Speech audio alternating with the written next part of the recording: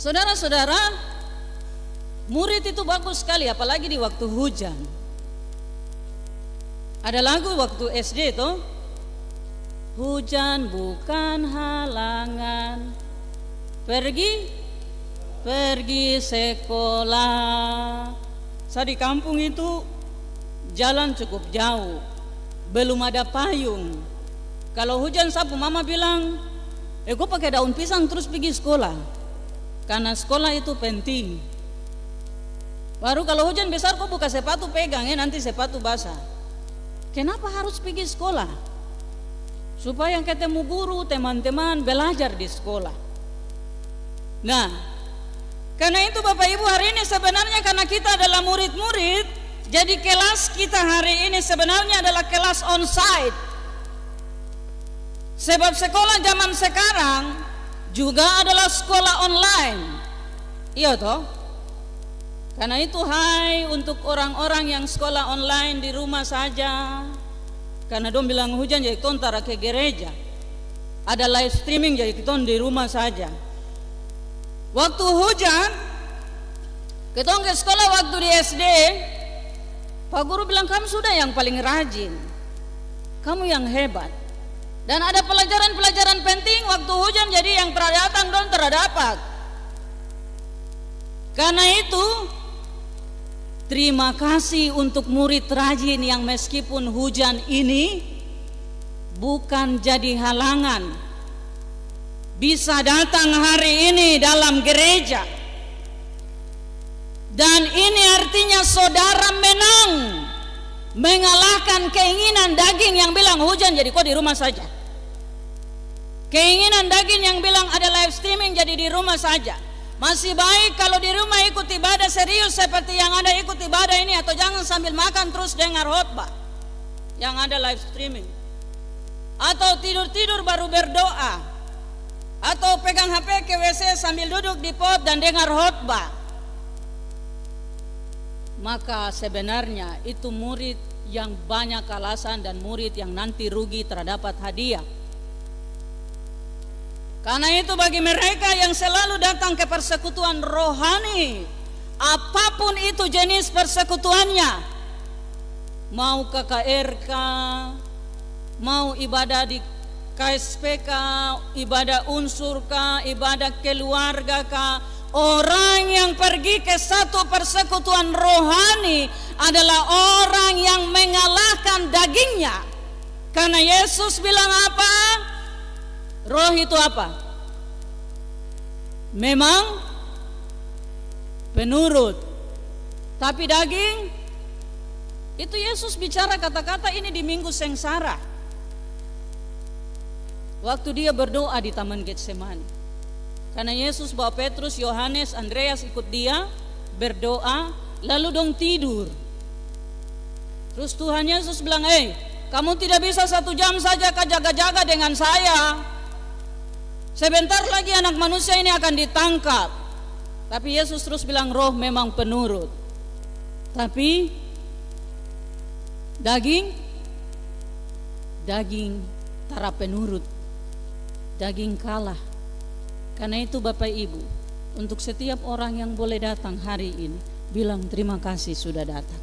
Silahkan boleh jabat tangan kanan kiri muka belakang, kasih tahu terima kasih sudah datang.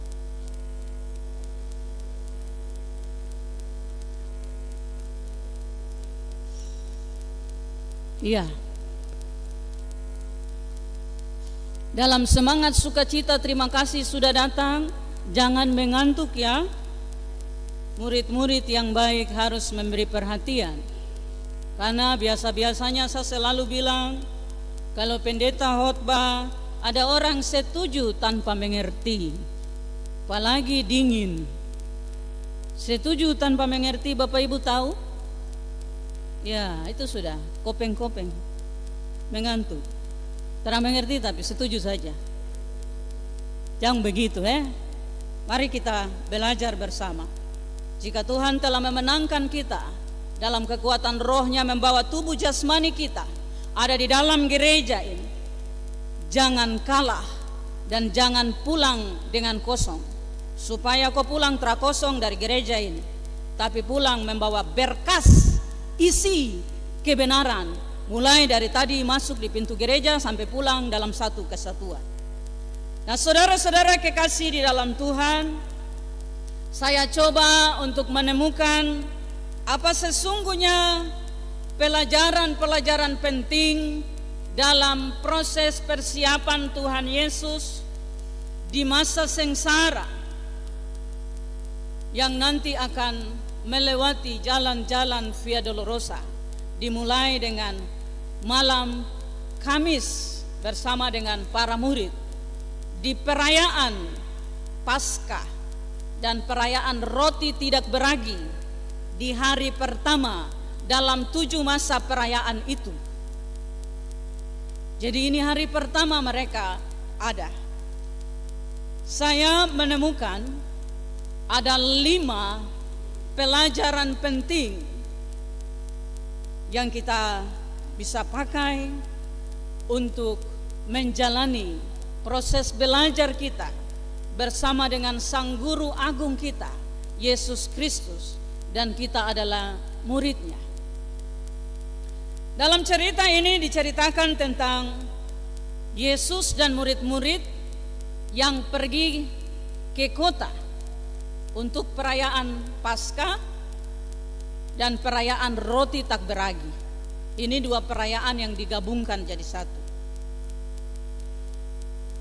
Saya menemukan dalam kata-kata Yesus yang penting sekali. Yang pertama, saya temukan di ayat yang ke-18 bagian B. Ada 3 hal, tapi di bagian pertama saya ingin mengajak kita melihat 2 hal. Di pelajaran ini, kata-kata yang penting itu tertulis begini: waktuku hampir tiba, aku mau merayakan Paskah bersama-sama dengan murid-muridku. Nah, saudara-saudara kekasih di dalam Tuhan,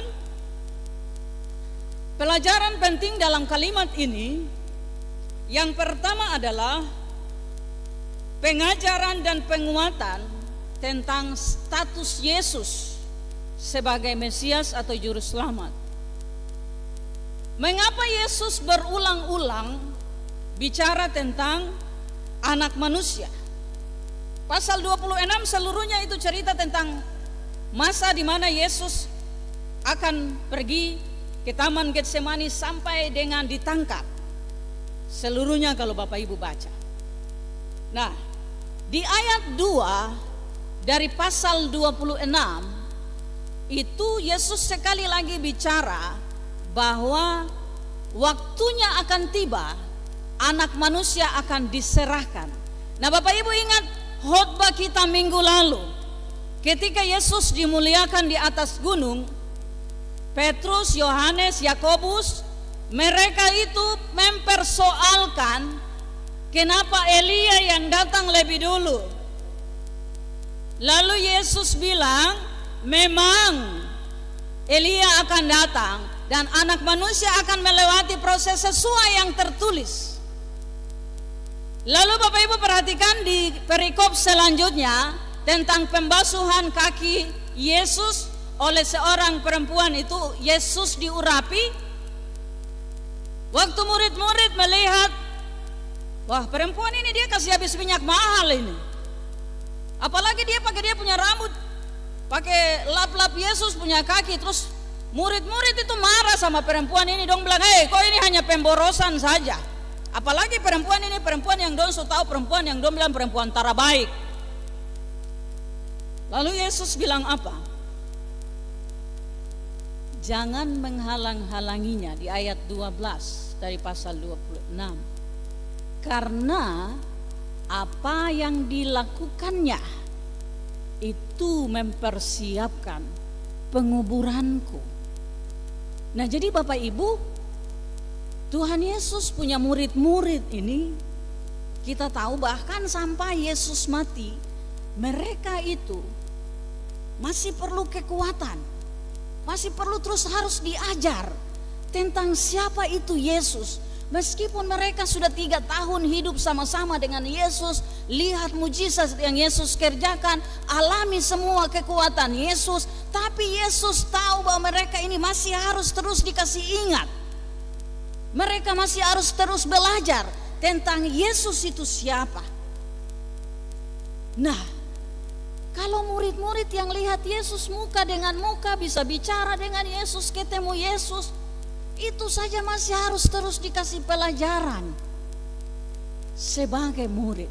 Apalagi kita yang tidak pernah melihat Yesus muka dengan muka, kita yang jauh dari Yesus beribu-ribu tahun yang lalu.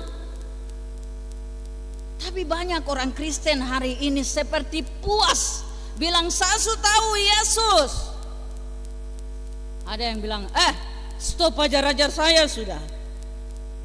Apalagi kalau itu orang yang sudah tua dalam gereja, orang yang sudah aktif banyak, orang yang kelihatan rohani, sehingga kalau majelis mau bikin kunjungan, majelis dong biasa bilang, aduh yang itu tong mau bicara bagaimana karena dia su lama di gereja, dia su tahu dia hidup baik begini begitu, mau bicara apa. Waktu mau kunjungan pastoral, karena bukan kebetulan dalam rencana Tuhan, saya sekarang tidak jadi pendeta jemaat, juga suami tidak jadi pendeta jemaat. Jadi kami menjadi anggota jemaat. Majelis mau kunjungan ke pendeta, dong baku tolak. Dong bilang, nanti siapa yang mau jelaskan untuk pendeta? Siapa yang mau berdoa untuk pendeta? Seolah-olah pendeta ini manusia suci tak ternoda, manusia yang tahu segala sesuatu. Jadi jangan bicara tentang dia, kan dia sudah mengerti semua. Maaf pendeta juga manusia, punya keterbatasan, kekurangan. Ini menjadi pengajaran untuk kita. Kembali ke murid. Memang ada pepatah bahwa murid tidak lebih dari guru. Tapi saat ini guru dan murid bisa sama. Jangan menganggap diri tahu segala sesuatu tentang Tuhan. Jangan menganggap diri mengerti segala sesuatu tentang Tuhan. Sebab Tuhan itu adalah roh yang tak terbatas. Mazmur 139 menceritakan tentang Tuhan Allah, dan Yesus Kristus adalah bukti dari ketidaktahuan manusia tentang kemahakuasaan Allah. Siapa yang bisa menjelaskan tentang raja, penguasa yang kemudian tersalib? Siapa yang bisa menerangkan? Itu Yesaya bilang, tidak ada. Karena itu seorang murid harus terus berjuang untuk belajar. Dan inilah yang kita belajar, bahwa Yesus mau terus mengajar murid-muridnya, mau terus menguatkan mereka bahwa ia adalah Mesias, anak manusia itu. Yang kedua, pelajaran pada kata-kata ini, aku mau merayakan Paskah bersama-sama dengan murid-muridku. Bapak Ibu, Yesus ini dia sudah tahu sebentar lagi dia mati. Bapak Ibu kalau tahu sebentar Bapak Ibu mati bagaimana? Ada yang sudah tahu nanti dia mati? Jangankan tahu nanti mati, mempersiapkan kematian saya keton takut. Sampai di kami punya gereja itu dulu waktu saya jadi pendeta jemaat, saya bilang begini, jemaat, bagaimana kalau kita bikin usaha keranda, orang mati, peti. Saya bilang, ibu pendeta jangan. Itu sama seperti ibu pendeta mau minta supaya orang mati terus. Saya bilang, itu kan bisnis. Daripada ketong bawa uang ini, sudah ibu pendeta ketong juga tolong orang lain. Padahal sebenarnya dong alasan gak dong takut mati. Siapa manusia yang bisa mempersiapkan kematiannya? Satu saya tahu, itu Ibu Sopipati, salah satu pendeta tokoh perempuan dalam GKI di Tanah Papua. Dan saya sedang belajar sama dengan dia. Saya juga siap sapu liturgi kematian, semua kata-kata supaya jangan sambutan banyak-banyak. Artinya saudara-saudara, perhatikan Yesus menyadari, dan bagian ini sekali lagi bicara tentang hubungan emosional, hubungan kedekatan yang harus dijaga oleh Yesus dari sisi kemanusiaannya. Yesus dari sekian banyak orang, dia pilih 12 orang. Dari sekian banyak murid, dia pilih 12 orang. Dan tentu saja dia sedih sekali karena sebentar lagi dia akan menderita. Dan penderitaannya itu para murid tidak siap untuk terima proses penderitaannya. Kalau sakit saja tidak apa-apa sudah. Tapi ini orang akan siksa, orang akan bunuh, bahkan akan sampai digantung. Dia tahu itu. Tapi dia punya rasa sayang untuk murid-murid itu, buat sehingga dia bilang, saya mau makan Paskah dengan murid-murid saya. Itulah yang akan membuat perbedaan antara Paskah Yahudi dan Paskah Kristiani. Ini tema yang lain. Tetapi disinilah awal dari Paskah Kristen yang kita rayakan hari ini. Itu satu tema yang bagus sekali. Nah, saudara-saudara kekasih di dalam Tuhan, bayangkan Yesus sedih sekali, sangat sedih. Tapi Yesus ini memang, ya dia Tuhan. Dia tahan perasaan kesedihannya dengan begitu kuat. Sebenarnya ini Yesus sedang galau. Kenapa? Karena sebentar lagi dia mati, sebentar lagi dia akan pisah dengan dia punya teman-teman dengan cara yang benar-benar sadis, cara yang benar-benar dia sudah tahu bahwa saya akan dicincang. Wah, ini sesuatu yang sangat menyedihkan. Karena itu di doa di Taman Getsemani, karena setelah makan ini mereka kemudian pergi ke Taman Getsemani itu. Pagi-paginya lah Yesus ditangkap. Jadi Yesus sekali lagi pergi ke Taman Getsemani, dia hanya membawa 3 orang. Jadi Bapak Ibu perhatikan, di ayat 38 di pasal ini, coba baca supaya kita lihat bagaimana perasaan Yesus sebagai manusia. 1, 2, 3.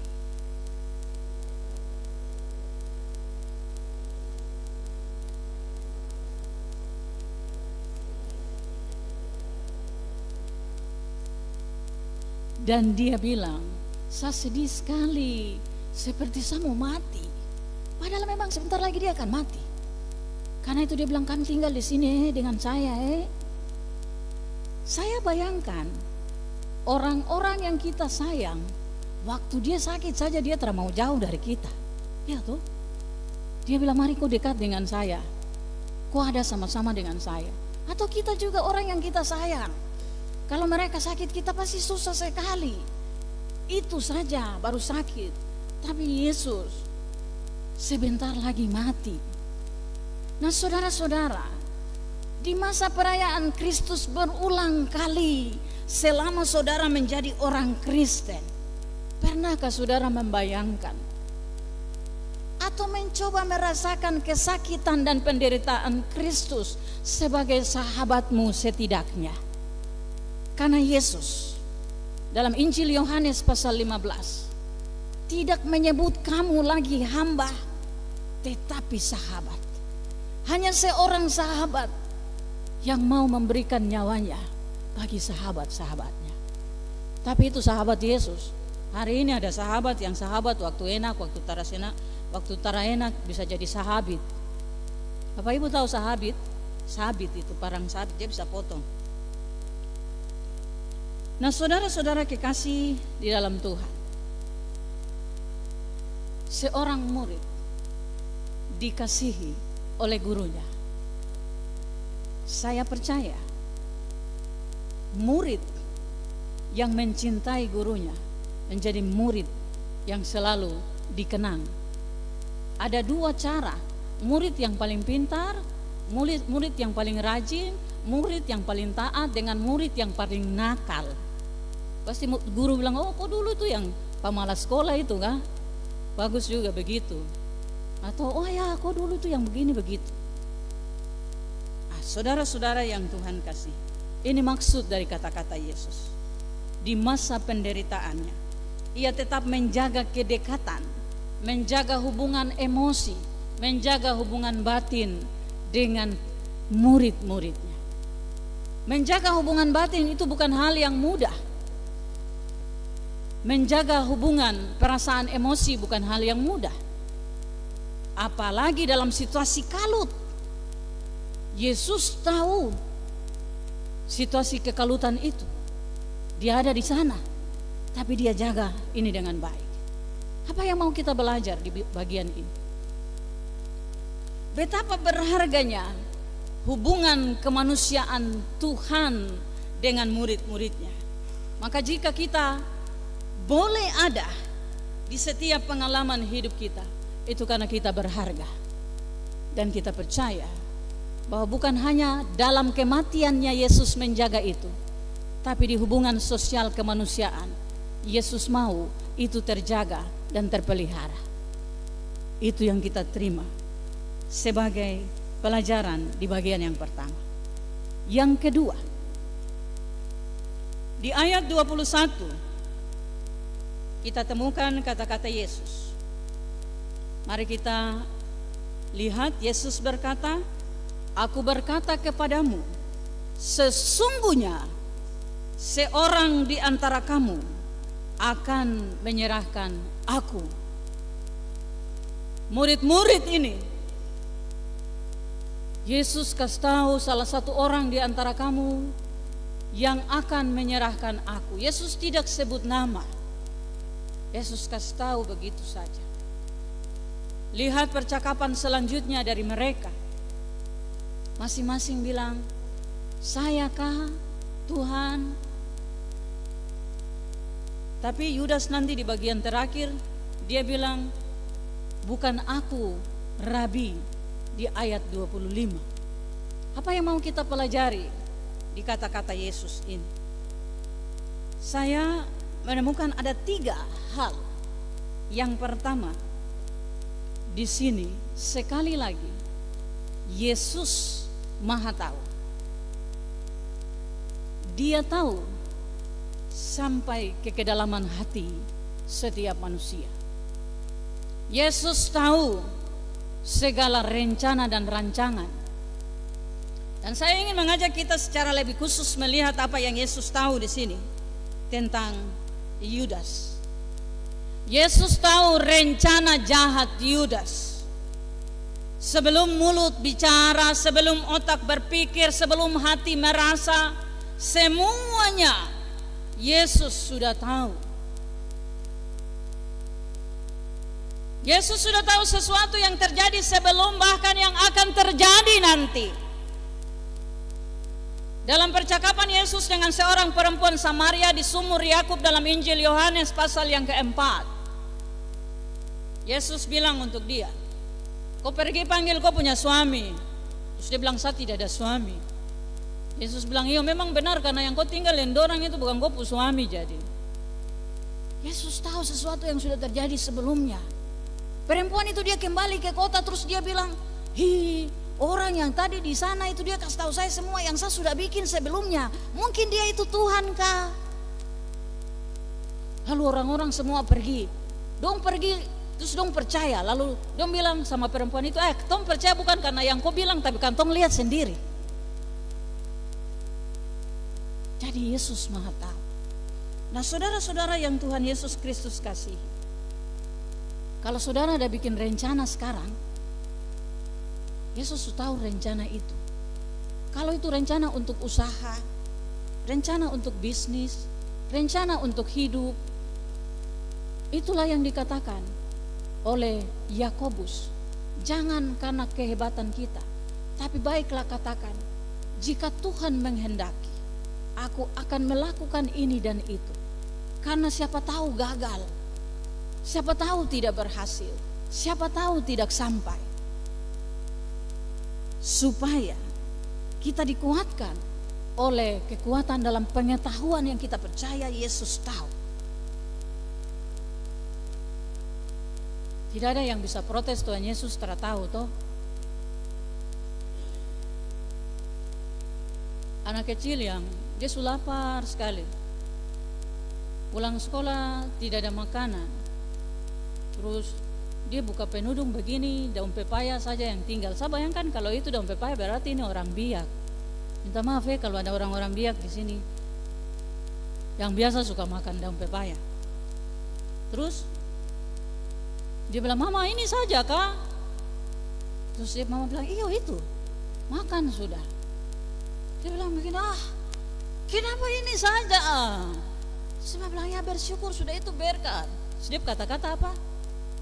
Berkat apa yang pahit kayak begini? Jadi Tuhan tahu ya apa yang kita perlukan. Tuhan tahu kebutuhan kita. Tuhan tahu kekuatan kita. Tuhan tahu kelemahan kita. Tidak ada apa yang Tuhan tidak tahu. Semua Tuhan tahu. Yang berikut, perhatikan kata-kata ini. Sesungguhnya seorang di antara kamu. Siapa dia? Murid Yesus. Tidak ada orang yang kumpul dengan orang toh. Mereka sedang makan sendirian. Lalu Yesus bilang, sesungguhnya seorang di antara kamu, itu berarti salah satu murid. Saudara-saudara, saya coba untuk menafsir bagian ini dengan pemahaman Yudas ini adalah bendahara dari perkumpulan mereka.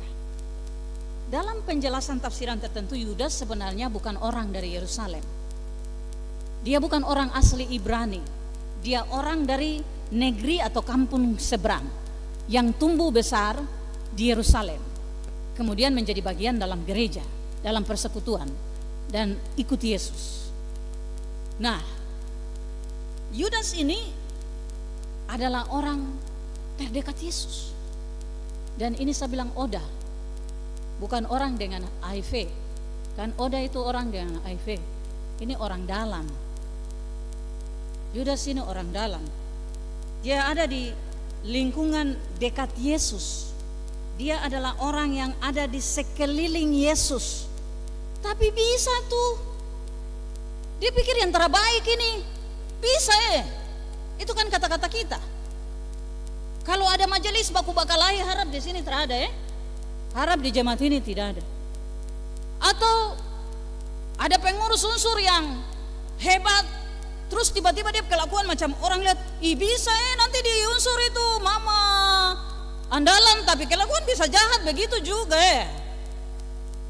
Atau jangan jauh-jauh pendeta lah, pendeta.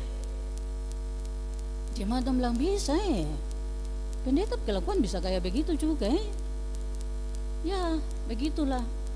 Ini Yudas suka kasih contoh. Jadi begitulah Oda.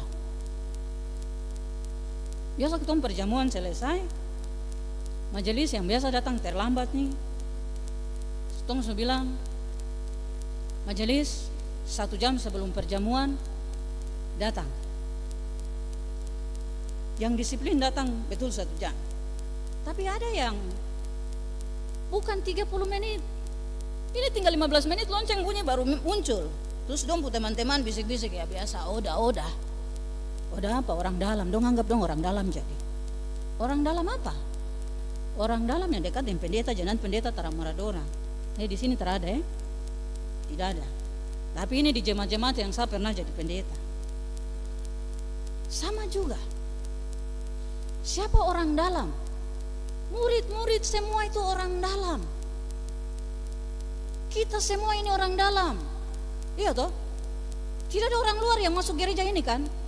Yang bukan Kristen masuk gereja ini kan? Kalau orang yang bukan Kristen masuk gereja ini, betapa sukacitanya kita. Kita nggak akan bilang, wih haleluya, kemarin itu kamu lihat itu orang yang itu dia datang masuk gereja. Mungkin dia sudah bertobat karena seolah-olah dia orang di luar. Ya sekarang dia sudah jadi bagian di orang di dalam. Dan perhatikan, orang dalam lebih jahat dari orang di luar. Ini Yudas, bukan orang-orang dalam gereja ini. Artinya bahwa ini menjadi simbol ada begitu banyak orang yang dekat dengan Yesus, tapi hatinya, perilakunya, kelakuannya masih jahat, masih terbaik, masih sombong, masih angkuh. Itulah kejahatan. Jangan pikir kejahatan dengan cara Yudas ini, tapi pengkhianatan terhadap Kristus itu nampak dalam kejahatan-kejahatan di hati orang yang selalu haleluya puji Tuhan amin macam pendeta juga, seperti yang Ton cerita tadi. Kenapa? Karena perilaku kita berbeda dengan status kita bersama Tuhan.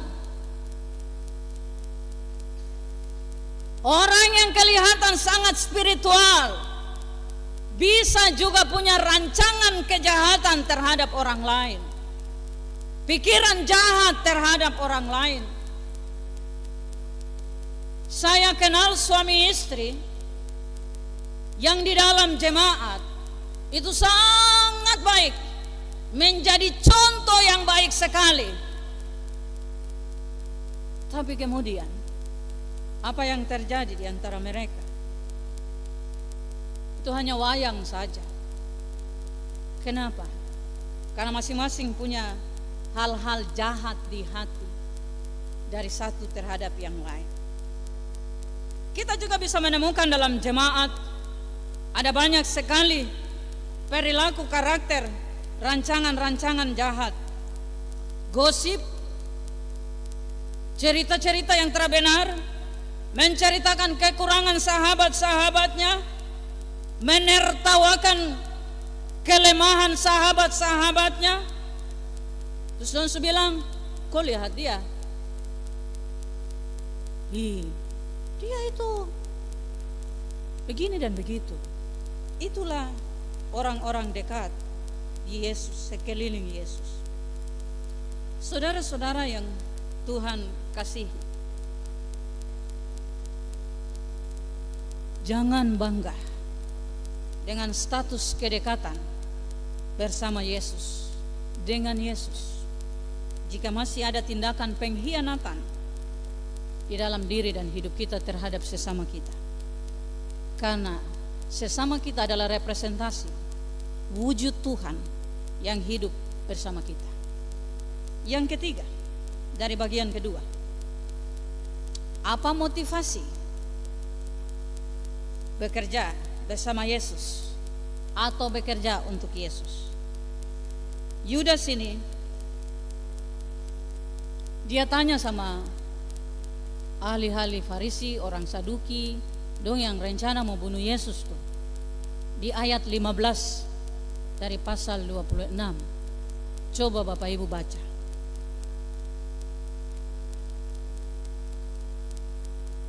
Satu, dua, tiga.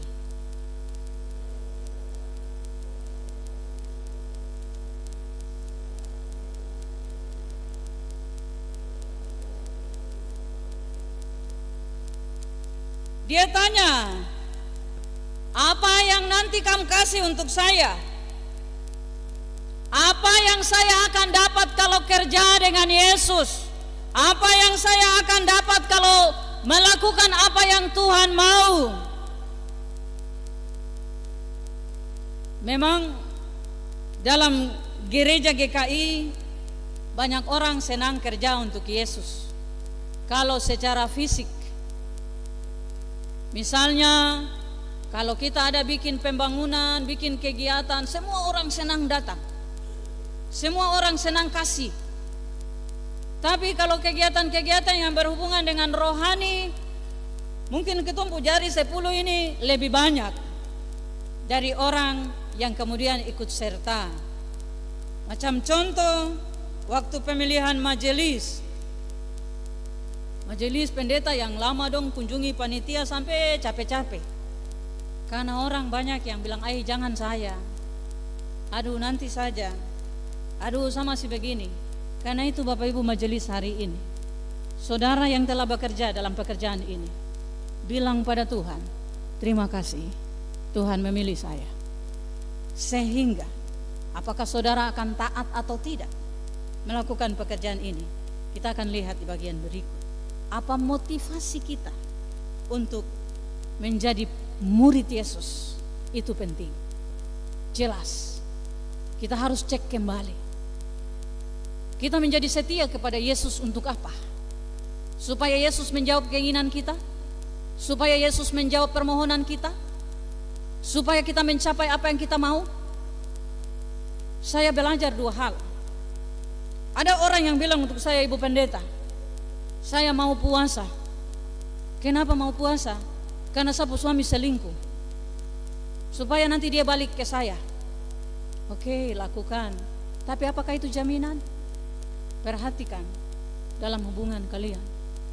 Ada yang bilang, Ibu Pendeta, saya mau puasa supaya saya punya lamaran pekerjaan bisa diterima. Sayang sekali, itu kepentingan kita, bukan Tuhan. Saya minggu ini senang sekali, beberapa minggu ini cerita tentang orang yang punya kepentingan lalu cari Tuhan, cari Yesus. Ini kita sudah lewat pemilihan caleg-caleg kemarin ya. Di Immanuel Apeo harap bahwa ada juga yang jadi caleg yang lulus, supaya tidak datang minta kembali sumbangan yang suka kasih ke gereja.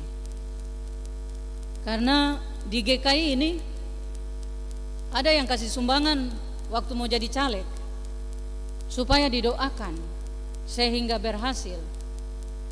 Begini tara berhasil itu tara ada suara, jadi datang kembali minta sumbangan yang dong kasih itu. Karena mau beli Tuhan toh, mau beli Tuhan jadi beli suara. Ya harap itu tidak ada. Karena begitulah orang yang mencari kepentingan, lalu kemudian motivasinya seperti itu. Kita juga harus cek motivasi kita. Percaya kepada Yesus Kristus, cari Yesus Kristus. Jangan sampai motivasi kita ada apa yang kita mau dapat. Karena sesungguhnya yang kita dapat dan kita miliki adalah kasih karunia Tuhan yang luar biasa. Itu sudah lebih dari segala-galanya. Pelajaran yang ketiga, ayat 23. Dia bilang begini, dia yang bersama-sama dengan aku mencelupkan tangannya ke dalam pinggan ini, dialah yang akan menyerahkan aku.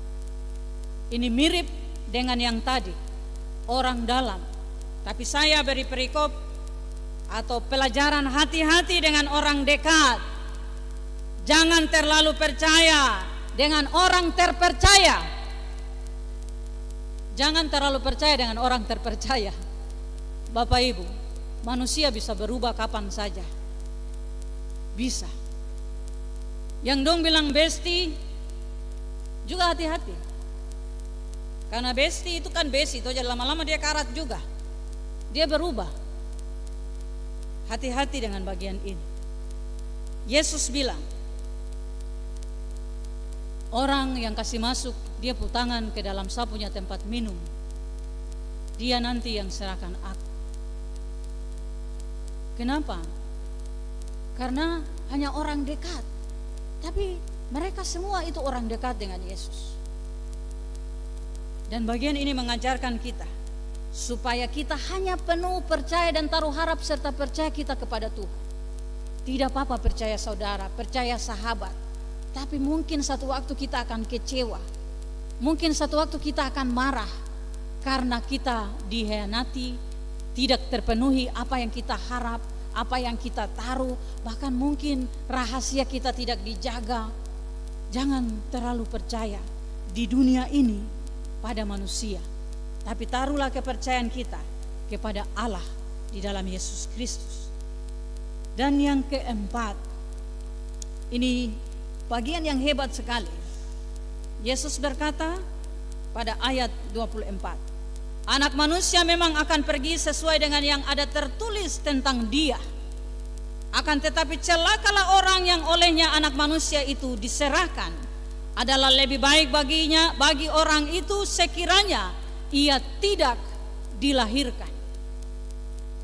Bapak Ibu Saudara, pelajaran yang kita dapat di sini ada dua. Yang pertama adalah ketetapan Tuhan tidak pernah akan berubah.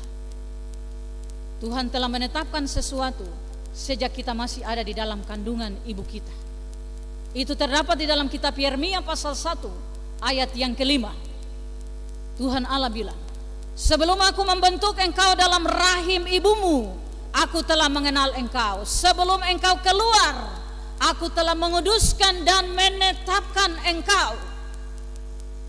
Jadi ketetapan Tuhan di hidup setiap orang itu tidak dapat diubah.